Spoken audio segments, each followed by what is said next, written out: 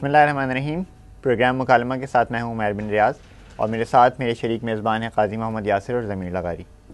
آج ہم بات کریں گے ذرائع ابلاغ اور ہمارے معاشرے کے موضوع پر، اور اس کے لیے ہمارے ساتھ گفتگو کرنے کے لیے موجود ہیں معروف دانشور اور کالم نگار شاہ نواز فاروقی صاحب. بہت شکریہ شاہ نواز.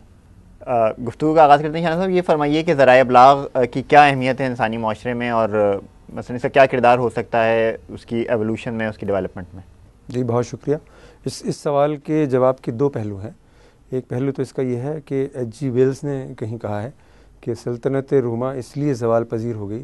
کیونکہ اس زمانے میں اخبارات موجود نہیں تھے، یعنی ذرائع ابلاغ کی وہ صورت کہ جو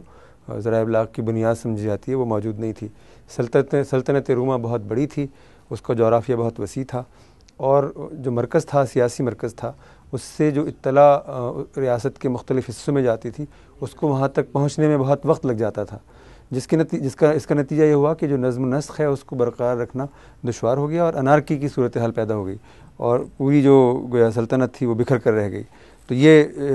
تاریخی تناظر میں اگر آپ دیکھیں تو ذرائع ابلاغ کی یا اطلاع کی فراہمی کے کسی بھی ذریعے کی یا سرچشمے کی انسانی سوسائٹی میں یہ سگنیفیکنس ہے. ہماری سوسائٹی یعنی جس کو آپ اسلامی سوسائٹی کہتے ہیں، اس میں اس کا جو رول ہے وہ دوہرا ہے. یعنی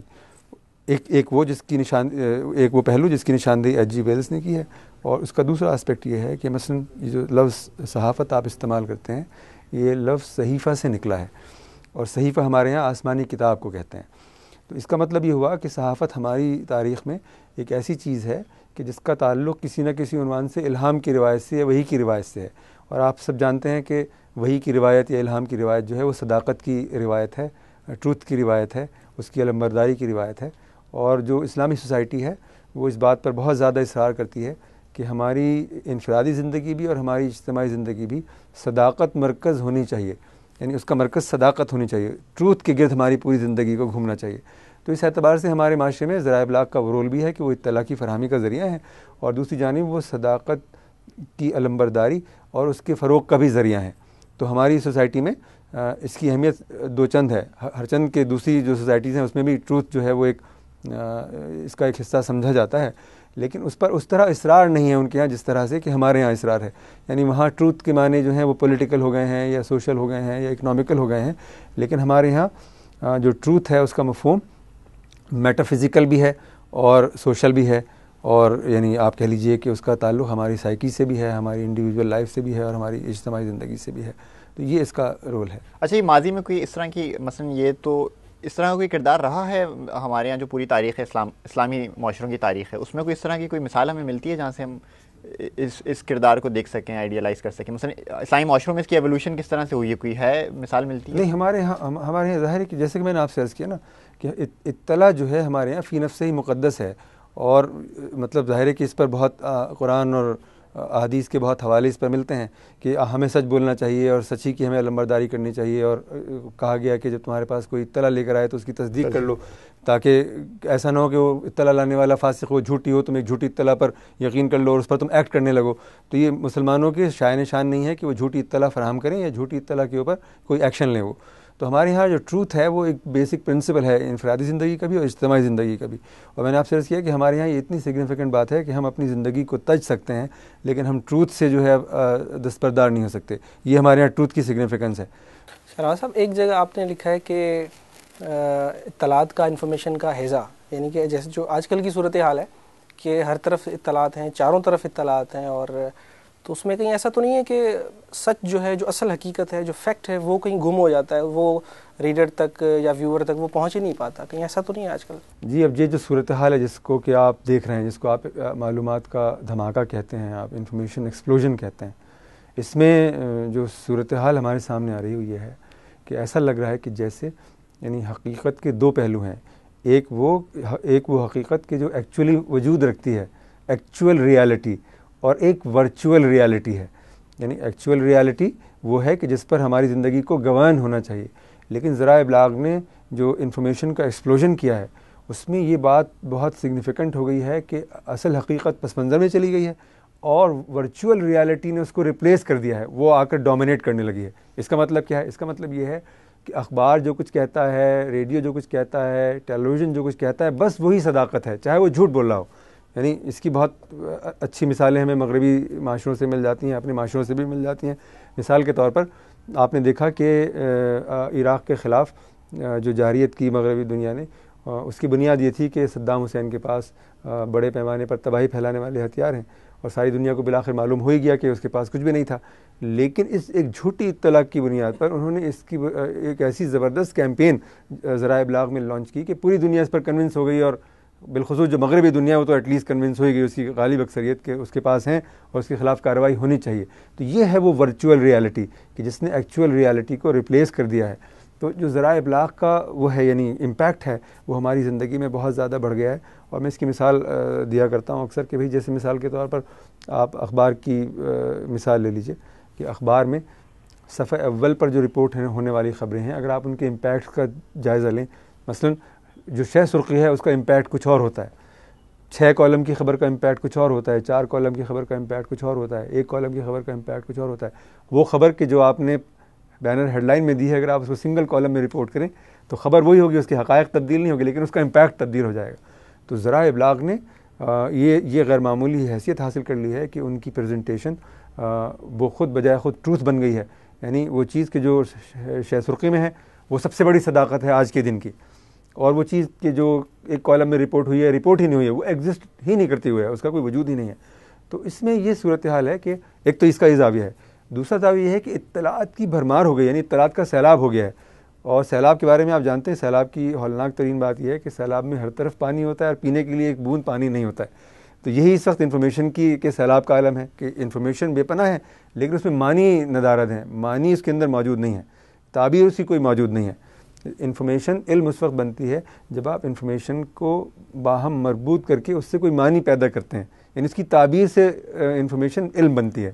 تو انفارمیشن بے پناہ ہے، اس کی الغار ہوئی ہوئی ہے، اور اس کو تعبیر دینے والا یہ تو کوئی موجود ہی نہیں ہے، یا وہ تعبیر ان لوگوں کے ہاتھ میں ہے کہ جو عالمی ذرائع ابلاغ کے اوپر اور ملکی ذرائع ابلاغ کے اوپر چھائے ہوئے ہیں اور وہ کنٹرول کر رہے ہیں پوری انسانیت کے ذہن کو، اس کے تناظر کو. لیکن شہناز صاحب اس میں جو ہے جو انفارمیشن کا اتنا سیلاب آیا، اس سے لوگوں کو شعور و آگاہی تو ملی ہے، لیکن وہ لوگ جو بالکل ہی پہلے جو ہے ان کو کچھ علم ہی نہیں تھا کہ کیا ہو رہا ہے ملک میں، کیا ہو رہا ہے بیرونی ممالک میں کیا ہو رہا ہے، ان کو علم ہوا ہے، ان کی علم میں اضافہ ہوا ہے، اور جو ہے جو ہمارا جو حکمراں طبقہ ہے اس کے حوالے سے معلوم ہوا ہے کہ وہ کیا کچھ کہہ رہے ہوتے ہیں، اور ان کا جو سچ اور جھوٹ ہے وہ بالکل کھل کر سامنے بھی تو آیا ہے. اب نہیں، یہ پہلے اس کا ضرور ہے جو آپ کہہ رہے ہیں، لیکن میں نے آپ سے عرض کیا کہ میں اس میں امتیاز کر رہا ہوں. آپ ذرا سا اس پر توجہ دیں کہ میں امتیاز کر رہا ہوں اطلاع میں اور علم میں. میں کہہ رہا ہوں اطلاعات تو بہت ہیں، اور اطلاعات کے ہونے کا ظاہر کچھ فائدے بھی ہیں، لیکن ضرورت اس بات کی ہے کہ اس اطلاع کو علم میں تبدیل کیا جائے، اس کو علم میں نالج میں کنورٹ کیا جائے. اور اطلاع نالج میں کنورٹ اس وقت ہوتی ہے جب آپ اس کی کوئی تعبیر بیان کریں. اور میں نے آپ سے عرض کیا کہ تعبیر کے اوپر ان لوگوں کا غلبہ ہے کہ جو زندگی کو ایک خاص تناظر میں دیکھتے ہیں. مثلا جیسے کہ آپ بین الاقوامی ذرائع ابلاغ کی مثال میں نے ابھی آپ کے سامنے پیش کی کہ پوری مغربی دنیا نے عراق کے بارے میں ایک خاص بات کہی، یا افغانستان کے بارے میں ایک خاص پکچر پینٹ کی انہوں نے، تو پوری دنیا اس بات کی قائل ہو گئی. مثلا مسلمانوں کا معاملہ ہے یا اسلام کا معاملہ ہے، مغربی دنیا میں اسلام کی جو پکچر پینٹ کی جا رہی ہے کہ دہشت گردی کو فروغ دینے والا کوئی مذہب ہے، یا مسلمان جو ہیں دہشت گرد ہیں، انتہا پسند ہیں، تو حقیقت تو یہ نہیں ہے. لیکن ذرائع ابلاغ اس حوالے سے جو بات بھی کہہ رہے ہیں وہی وہاں کا غالب تناظر بن گیا ہے، اور وہاں کے لوگ یہ سمجھتے ہیں کہ اسلام بھی یہی ہے، مسلمان بھی ہیں جو ہمارے ذرائع ابلاغ پیش کریں. CNN بھی اور BBC جو ہیں وہ دراصل ہمارے عہد کے عالمی سطح کے مفتیان کرام ہیں، یعنی جو فتوے جاری کر رہے ہیں. مطلب کسی کو وہ کافر قرار دے رہے ہیں، کسی کو مشرک قرار دے رہے ہیں، کسی کو وہ گردن زدنی قرار دے رہے ہیں، اور دنیا اس پر بلیو کرنے پر مجبور ہے. تو وہ آدمی جو بیٹھا ہوا ہے، جس کو آپ کہہ رہے ہیں کہ وہ ریسیونگ اینڈ پر بیٹھا ہوا ہے، اس میں سے عظیم اکثریت کی حیثیت یہ ہے نہیں کہ وہ اس کو انالائز کر سکے کہ ہمیں کیا چیز صحیح مل رہی ہے، کیا چیز غلط مل رہی ہے. اور بدقسمتی سے ہمارے یہاں بھی ذرائع ابلاغ کی جو روایت ہے وہ بہت کمزور ہے کہ ہمارے ذرائع ابلاغ بھی یہ نہیں بتاتے کہ مغربی دنیا میں کیا ہو رہا ہے، اور خود ہمارے ذرائع ابلاغ کی دنیا میں جو کچھ ہو رہا ہے، یعنی واچ ڈاگ کہیں موجود نہیں ہے، وہ فلٹر موجود نہیں ہے جو ہمیں انفارمیشن کو فلٹر کر کے ہم تک پہنچائے. یعنی ظاہر ہے کہ جو انفارمیشن جہاں سے آ رہی ہے وہ بہت لوڈڈ ہے، اس میں اس اطلاع کو جاری کرنے والے کے اپنے مقاصد ہیں، اس کے اپنے مفادات ہیں، مقامی بھی اور بین الاقوامی سطح کے بھی. مطلب اس کی 1000 مثالیں میں آپ کے سامنے پیش کر سکتا ہوں. مثال کے طور پر آپ پتہ نہیں آپ نے بات کبھی نوٹ کی ہے کہ نہیں کی ہے کہ جب بھی آپ دیکھتے ہیں کہ فلسطین کو وہ رپورٹ کرتے ہیں مغربی ذرائع ابلاغ، حماس کو رپورٹ کرتے ہیں، تو حماس کے کسی جلسے کے اندر فرض کیجئے کہ 50,000 لوگوں کا ایک جلسہ ہے اور اس کے اندر 2 لوگ اسلحہ لے کر بھی اتفاق سے آ گئے ہیں، یا وہ گارڈ ہیں، سیکیورٹی گارڈ ہیں، تو اب وہ جو مغربی ذرائع ابلاغ ہیں وہ 50,000 کے جلسے کو نظر انداز کر دیں گے اور ان 2 لوگوں کو فوکس کریں گے کہ جن کے پاس اسلحہ ہے، اور اس سے وہی تاثر دیں گے کہ جیسے یہ مسلح افراد کا کوئی جلسہ ہے، حالانکہ وہ 2-3-4 لوگ ہوتے ہیں. تو یہ ایک اس سے پتہ چلتا ہے کہ ان کا اپنا ایک ویسٹڈ انٹرسٹ ہے انفارمیشن کو رپورٹ کرنے میں،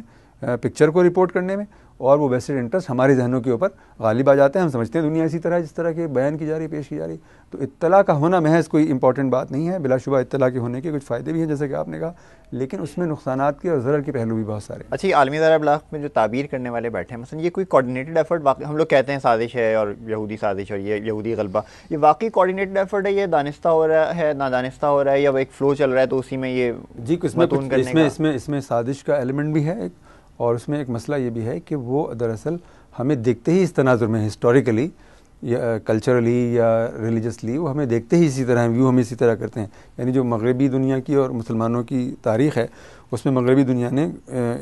اسلام کو اور مسلمانوں کو جس تناظر میں دیکھا ہے اور بیان کیا ہے، اس کی بھی تو اپنی ایک تاریخ ہے نا. وہ تاریخ ان کے ذہنوں کے اوپر چھائی ہوئی ہے، حالانکہ وہ بہت سیکولرائزڈ ہو گئے ہیں اور کرسچینٹی اب ان کا کوئی پس منظر نہیں رہی ہے، یعنی ان کے لیے ماضی کی چیز ہے. لیکن وہ اس مینٹالٹی سے، اس بنی ہوئی پکچر سے کہ جو صلیبی جنگوں سے تشکیل پائی ہے یا جو نوآبادیاتی دور سے تشکیل پائی ہے، وہ اس سے نکل کر تھوڑی سوچتے ہیں، اسی کے دائرے میں رہ کر سوچتے ہیں. تو اسی طرح سے وہ آپ کی تصویر پیش کرتے ہیں جس طرح کی ان کی مینٹالٹی ہے، ان کے مفادات ہیں. شاہنواز صاحب، ہماری اس میڈیا کے اندر، ہمارے نیشنل میڈیا کے اندر، پرنٹ ہو یا الیکٹرانک دونوں کے اندر، وہ کون سے سیگمنٹس ہیں یا وہ کون سے پہلو ہیں جنہیں ہم دیکھ کر کہہ سکتے ہیں کہ یہ جو میڈیا ہے وہ انڈیا کا، USA کا یا مغرب کا اعلی کار بنا ہوا؟ وہ ایسے کون سے پہلو ہیں جنہیں ہم پرنٹ کے اندر یا الیکٹرانک کے اندر دیکھ کر یہ کہہ سکتے ہیں؟ نہیں، میں تو آپ سے عرض کر رہا ہوں کہ ہمارے ذرائع ابلاغ کو، یہ کام تو پوری سوسائٹی کا ہوتا ہے، لیکن ہمارے ذرائع ابلاغ کی بالخصوص یہ ذمہ داری ہے کہ مثلا وہ ویسٹ کو رپورٹ کرتے ہوئے ہمیں بتائے، مطلب ہمارا یعنی عالمی اسلام کی سب سے بڑی مشکل یہ ہے کہ اتنی بڑی عالمی دنیا آپ رکھتے ہیں، 1.57 کروڑ آپ کی آبادی ہے، 57 آزاد ریاستیں آپ کے پاس ہیں، اور اتنے بے پناہ وسائل آپ کے پاس ہیں، لیکن آپ کا کوئی اطلاعاتی ادارہ نہیں ہے. سارے اطلاعاتی ادارے جو ہیں مغرب کے پاس ہیں، وہ رائٹر ہو یا ABC ہو، یا یعنی جتنے بھی آپ نام لیں گے، خبر رساں ادارے ہوں یا ٹیلی ویژن چینلز ہوں بڑے، سارے کے سارے ان کے پاس ہیں. تو آپ کے ذرائع ابلاغ کی ذمہ داری یہ ہے کہ وہ مغربی دنیا کے ذرائع ابلاغ کی فراہم کردہ اطلاعات کی چھان پھٹک کریں اور ہمیں بتائیں کہ اس میں کتنا ٹروتھ ہے اور کتنا ٹروتھ نہیں ہے. ایک ذمہ داری تو یہ ہے. دوسری ذمہ داری ان کی یہ ہے کہ وہ ہمیں بتائیں کہ اس عالمی کشمکش میں ہماری پلیسمنٹ کیا ہے، ہماری ترجیحات کیا ہیں اور ہمارا پرسپیکٹیو کیا ہے. تو ہمارے جو ذرائع ابلاغ ہیں اکثر وہ ان تمام چیزوں کو رپورٹ کرنے میں ناکام رہتے ہیں، اور یہی وجہ ہے کہ وہ کردار ادا نہیں کرے جس طرح کے جو کردار ان کو ادا کرنا چاہیے. اچھا، ایک یہ بھی کہا جاتا ہے میڈیا کے حوالے سے کہ کارپوریٹ کلچر جب بن جائے تو اس میں آزاد جو صحافت ہے وہ نہیں ہو سکتی، وہ بڑے مشکلات پیش آتی ہیں. آپ پاکستان کو اس تناظر میں کیسے دیکھتے ہیں کہ پاکستان میں بھی کیا یہ جو کارپوریٹ کلچر بنا ہوا ہے اس میں جو ہے آپ کسی بڑے ادارے ہیں یا بزنس ہاؤسز ہیں ان کے خلاف جو ہے آپ کوئی ایسی نیوز، بلکہ آپ کوئی ایسی اطلاع فراہم کرنا چاہیں تو بالکل نہیں دے سکتے؟ جی بالکل، سینسر کی 3 شکلیں ہیں. ایک شکل وہ ہے کہ جس کو آپ سرکاری سینسر کہتے ہیں، جو ہماری تاریخ کے غالب حصے میں موجود نظر آتا ہے. وہ حکومت ہے، وہ انفارمیشن کو کنٹرول کرتی ہے، وہی آپ کو کاغذ کا کوٹا فراہم کرتی ہے، وہی آپ کو ڈکلیریشن دیتی ہے، وہی آپ کو اشتہارات دیتی ہے. اس نے اشتہارات روک لیا، آپ کے کاغذ کا کوٹا روک لیا. یہ اس کے پاس ایک ٹول ہے نا، لیور ہے نا یہ، کہ وہ آپ کی مطلب اطلاع پر یا آپ کے تبصرے پر اثر انداز ہونے کی صلاحیت رکھتی ہے. یہ سینسر کی ہمارے یہاں سب سے بدترین شکل ہے. یا یہ کہ اس نے کچھ قوانین بنا لیے ہیں ایسے کہ جو آپ کی گویا آزادانہ یعنی اطلاع کی فراہمی میں رکاوٹ ہیں. ایک تو یہ شکل ہے. اس کی سینسر کی دوسری بدترین شکل یہ ہے وہ یہ ہے کہ جو کسی ادارے کا، اطلاعاتی ادارے کا مالک ہے، اس کے کچھ انٹرسٹ ہوں اور وہ آپ کو کہے کہ صاحب ایک جرنلسٹ کی حیثیت سے، ایک آزاد صحافی کی حیثیت سے آپ یہ چیز رپورٹ نہیں کر سکتے، فلاں چیز آپ اس پر تبصرہ نہیں کر سکتے، یا یہ رائے نہیں دے سکتے آپ. یہ دوسری صورت ہوئی. تیسری سینسرشپ کی شکل وہ ہے کہ جو صحافی خود اپنے اوپر عائد کر لیتے ہیں کسی خوف کی وجہ سے، کسی لالچ کی وجہ سے، اور اس کی بے شمار شکلیں ہماری سوسائٹی کے اندر موجود ہیں. تو ہمارے ذرائع ابلاغ کو تینوں سینسرز کا سامنا ہے، اور ہمارے یہاں اسی لیے جو صداقت ہے وہ مطلب رپورٹنگ میں بھی متاثر ہوتی ہے اور تبصرے میں بھی متاثر ہوتی ہے. یہاں ایک مختصر سا وقفہ لے لیتے ہیں، وقفے کے بعد دوبارہ حاضر ہوتے ہیں.